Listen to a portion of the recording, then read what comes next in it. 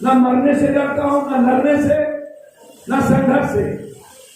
अनवरत मेरे जीवन का लक्ष्य है इंसानियत और हर फैमिली को बचाना, उसके लिए काम करना है। मैं धन्यवाद दूंगा नीतीश कुमार जी को कि कम से कम उन्होंने मेरी, जब हम काफी सीरियस थे तो हमारे प्रदेश अध्यक्ष से उन्होंने पूछा कि पप्पू जी ठीक है, और मैं ये भी धन्यवाद दूंगा। वो अलग बात है कि वो दबाव में, अपने सहयोगियों के दबाव में 2 महीना के बाद आए, लेकिन नीतीश जी मैं आपकी कमजोरी को सिर्फ, और आपके पदाधिकारी जो काम करते हैं जो बिल्कुल सही नहीं है, उस कमजोरी को मैं दिखाता हूं।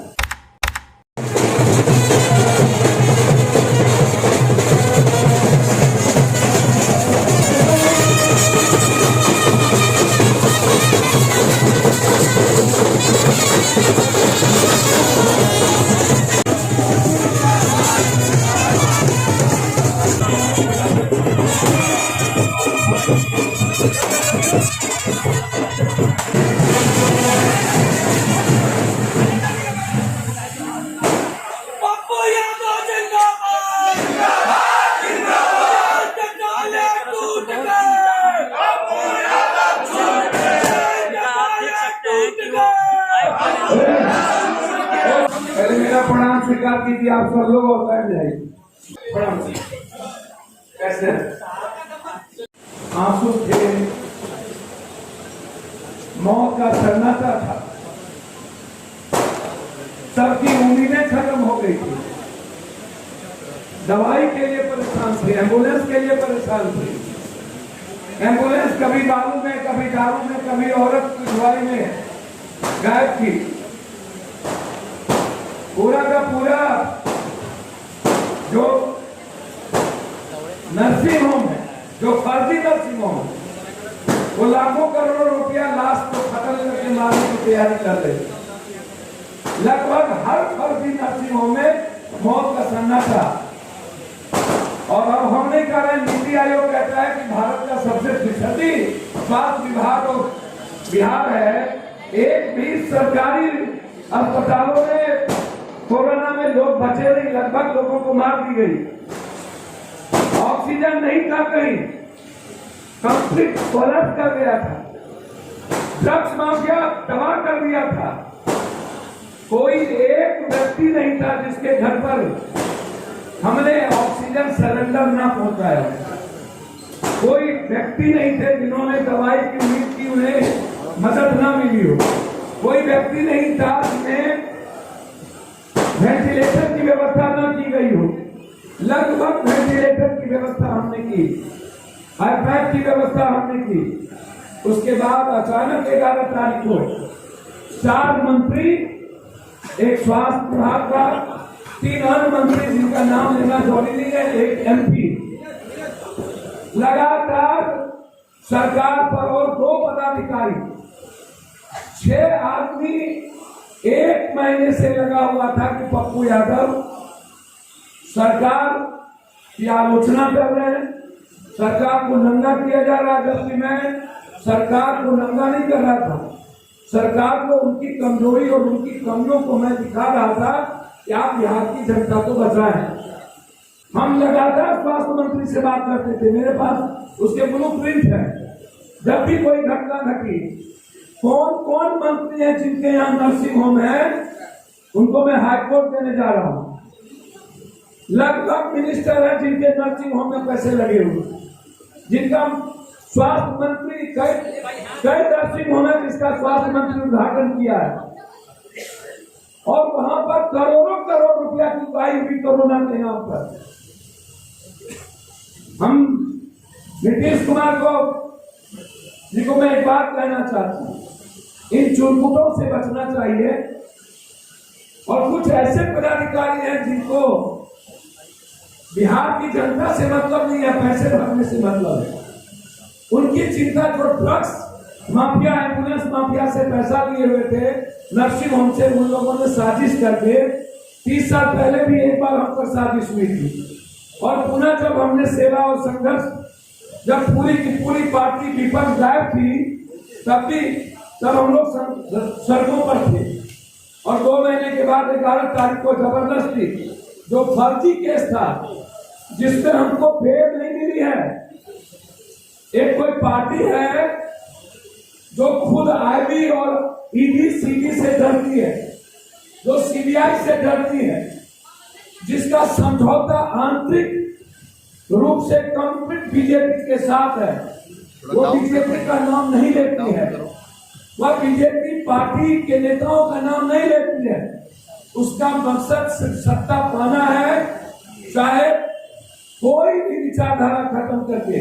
क्या हुआ, ईडी के इतने केस, उस पर प्रत्येक दिन अस्पताल कोर्ट जा रहे थे लोग। आज 1 सालों से ईडी का केस कंप्लीट साइड ट्रैक हो गया और उन सिर्फ नीतीश कुमार सवाल होता है, बीजेपी सवाल उसके लिए नहीं होता। भारत बंद में गायब, कोरोना में गायब, महंगाई में गायब, एनआरसी में गायब, किसी भी मुद्दे पर वो बाढ़ में गायब। तो मेरा सवाल बहुत साफ है, 300 करोड़ रुपया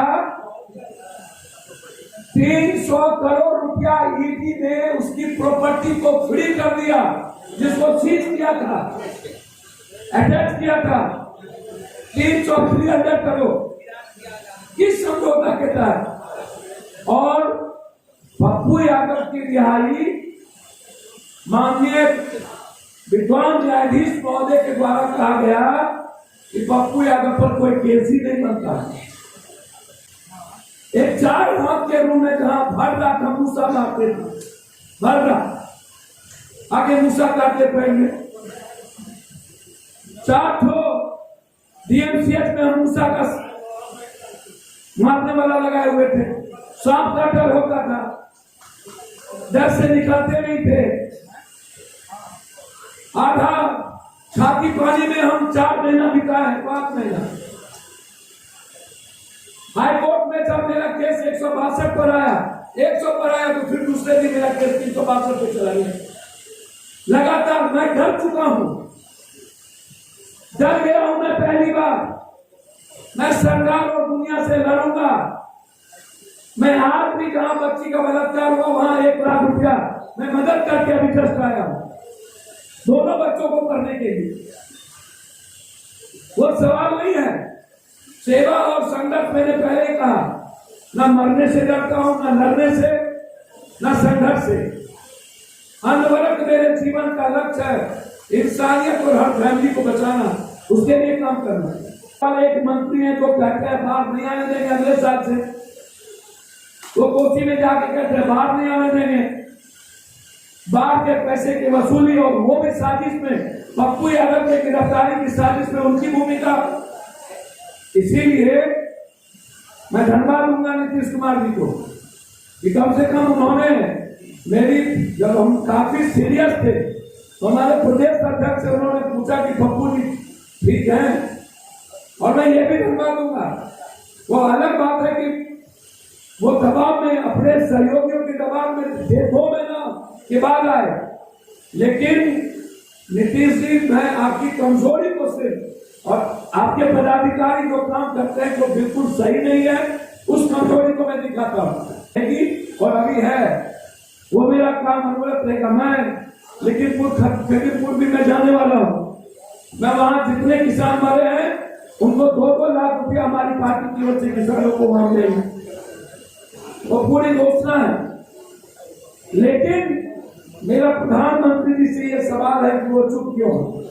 पूरी गृह मंत्रालय अपराधी चला रहा है, 302 मुकदमा जिसपे तरीपार, जो जिन लोगों ने किसान पर गाड़ी चढ़ाए हैं उन्होंने धमकी दिया है, धमकी कहा है कि मैं जानना चाहता हूं, सीधा उन्होंने कहा कि मुझको पहचान लो, मैं गृह मंत्री नहीं हूं, मैं गृह मंत्री के पहले हमारी औकात, इतिहास जान लो। इतिहास उसका क्रिमिनल का है, कई मुकदमे हैं 302 के, अपहरण के।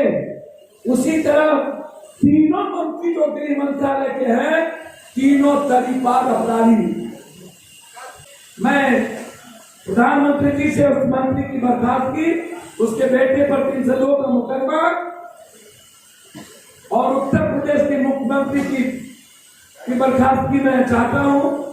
इस मुद्दे को लेकर के कल से हमारी पार्टी आंदोलन के लिए अनवरत आंदोलन करेगी। जो किसानों पर जुल्म हो रहा है उस पर हम चुप नहीं बैठेंगे।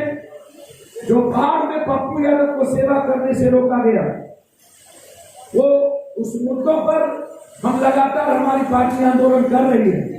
5 महीना हमारी पार्टी युवा मोर्चा, छात्र युवा शक्ति, महिला, दलित, पप्पू ब्रिगेड, सभी प्रकोष्ठ के लोग जिस तरीके से लगातार सड़कों पर सेवा कर रहे हैं, लाठी खा रहे हैं, जेल भर रहे हैं, हर लोगों तक खाना पहुंचाया गया है मेरे एब्सेंट में 11 तारीख के बाद। यह सिर्फ जन अधिकार पार्टी के साथियों ने किया और मुझे गर्व है कि हमने पटना के हर गरीबों तक खाना पहुंचाया।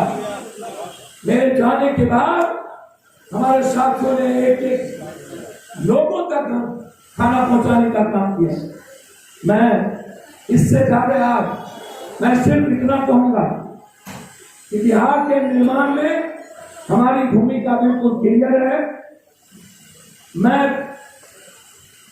एक विपक्ष है जो सौदे करके सिर्फ काम करती है, और आप देख लीजिए